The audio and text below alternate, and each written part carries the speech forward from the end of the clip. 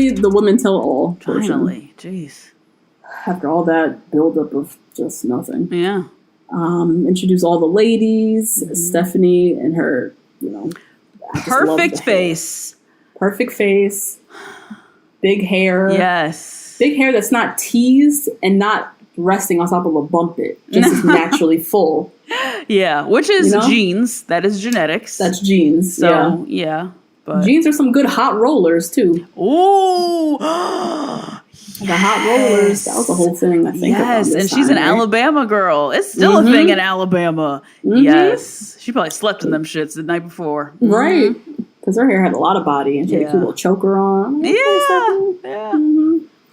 Then you got Shannon looking a mess. Her teased out, bumpy hair. Okay. I call her MySpace. This is the one who stalked him on MySpace? Yes. Okay, she gets my Becky. Yes. She gets my Becky of the week because, girl, why did you come on that stage looking that crazy? That hair was awful. She looked a mess. She literally a mess. It did. It looked like a wig from like a Party City. Oh, like God. A very cheap wig. Very, very cheap. Oh. And it just, the highlights were so bad. Yeah. It just it didn't do it for me. It didn't do it for her. It didn't do it for nobody. And that bump it in the back, I can't believe we were attaching that apparatus to the back of our heads to make the back of your head look bigger. To bump up your hair and to also make your cranium look large. So strange. Like how? What? I don't know. I don't know. I don't get it. But she gets the Becky of the week because I know you don't have a single black friend. You go up there looking like that with your hair looking that crazy? Yeah. Nope. No. She looked a mess. And then Jillian, she looked like a nursery school teacher. The outfits on this thing, terrible. Natalie, who we gonna get to, wearing jeans. Oh, yeah. 7 jeans. Jillian wearing a work dress. Yeah. Looking like a real secretary. Looking like a real secretary. Yeah. A mess. But yeah, they recapped the house drama, which wasn't much. Nothing. Megan, Natalie, Lauren the Bone Collector. Just like the mess that they went through. Yep. Lauren and Erica getting into it. But yeah. Which we barely even saw. They dragged that out quite a bit. Pretty tame. First in the hot seat was Natalie. Yes. Who was still looking a bronzed blonde mess. Yes, she was looking very toasty. Very toasty. And I also feel like I could just rub my finger on her face and then just so much product would just be left on my finger. Yes. Yeah. So caked on. And that straight hair. And the straight hair. Straight hair. Oh, man. Terrible. But yeah, she was wearing jeans. 7 jeans. 7 jeans. 7 jeans were like $150. What was it called? 7 for Mankind? Or something? 7 for Mankind. For Mankind. Yes. Oh my God, what a throwback. Those jeans were so expensive. So expensive, yes. Why are you wearing jeans that expensive? You could have gotten a dress. You could have just gotten a dress. I think she was trying to prove so bad that she was sporty.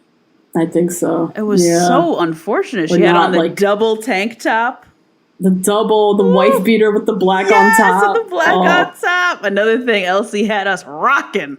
So many layers. Elsie is out here just wearing mad clothes for no reason. Summer scarves, double shirts, Uggs in the heat, the summer heat. Like, the fuck? God, out here baking. Yep. So yeah, Natalie, she hits the hot seat. She came in very defensive already. Very. Chris made a little sad joke about her jewelry, and she's all up in arms. I don't even like jewelry. I'm not even in jewelry. I'm allergic to jewelry. Meanwhile, she is up to her elbows in bracelets. And then it's like, well, that one's $2, that one's $1. She just she has a complex about this materialistic This whole thing. Yeah. When that is just what you are, girl. Just embrace it. Just embrace it, yeah. Just embrace it. That's it. They recap her whole horrible one-on-one date and her going off on Jason at the end when he sent her home. And her defense is, my BlackBerry is my life source and they took it away.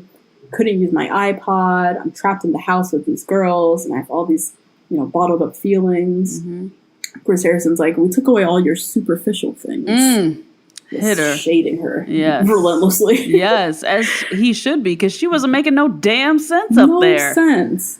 You took my phone away. You took my iPad. I'm just stuck here with this girl. What does that have to do with anything? Everybody's sitting here with no devices. Right. They don't mean you have to be a bitch.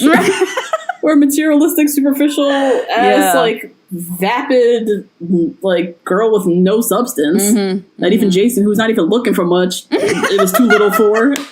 Like, these things don't make no sense. None. And she's like, I'm getting stereotyped as someone I'm not.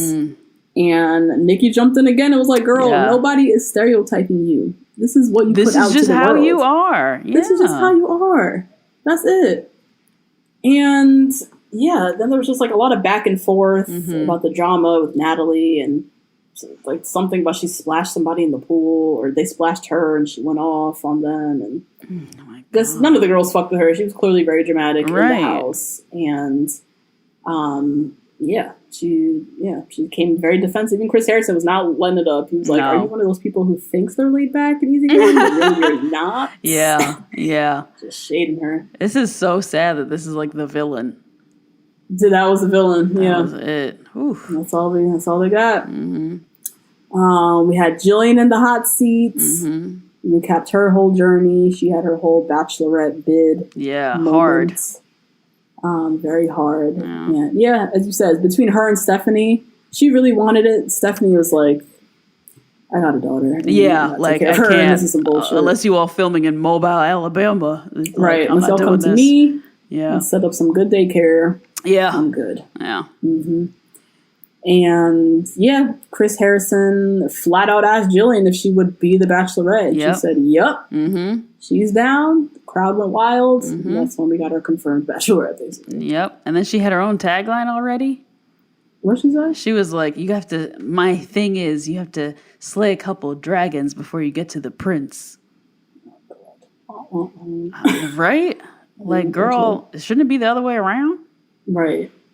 I'm not chasing, running after no tower for no prince. The fuck? What? It's fairy tale, whatever she's trying to. Yeah, sell. So. Yep. Then Jason finally comes out on stage. Finally, yes. Looking very regular. As usual. Are we going to ever see this man looking like something?